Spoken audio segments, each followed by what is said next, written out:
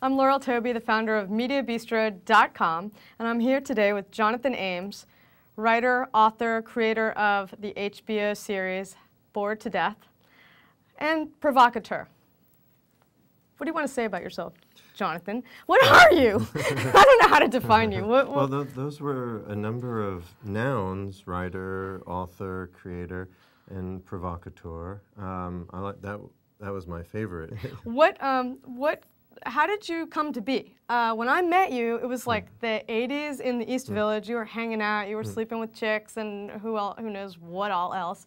And you were just starting out. So tell us a little bit about your career. Well, not to immediately correct you, but it was the late 90s, not the 80s. Oh, well. Okay. In the East Village. And at that time, I guess I'd written one book and was writing a column for New York Press. Were you making a living doing that? I mean, I didn't know anybody who could make a living doing that. I was barely getting by. I was also teaching 2 or 3 nights a week at Gotham Writers Workshop.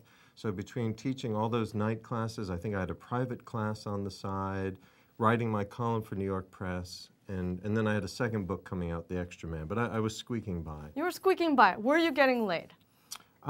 Yes. I mean... So girls were attracted to you back then? Ostensibly. All right, well then I never understood something about you. I never understood. Why women would be attracted to No, you? not that part. Okay, but well that's kind of you. Presuming you were getting some action, why were you so insecure all the time? Why were you trying so hard? Well, that's probably why I felt the need to get action. You know what I mean? People want affection if they don't feel good about themselves, or they need to get a lot of affection if they're operating from a deficit. So I'm not saying I was getting a lot of affection, but I was very insecure. Well, if we were lovers, who do you think would be the top? Well, I'm bigger than you, so clearly I'm the top. Did this start in childhood? Most people's problems and successes begin in childhood, so I may have been crushed in childhood. Well, I read somewhere that you started your interest in boxing in childhood as well?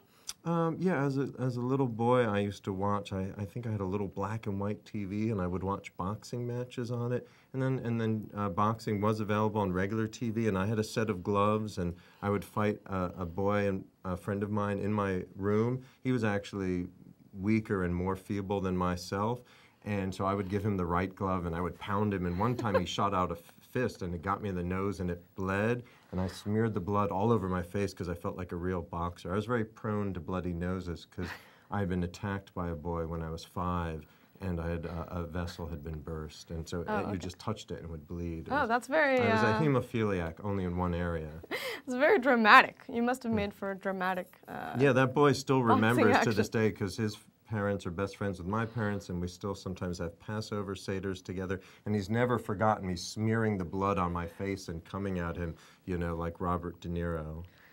Raging Bull. Now that you've made people laugh, that you've accomplished some of this stuff, I mean, can you stop? Or are you like a little generator rabbit who can't?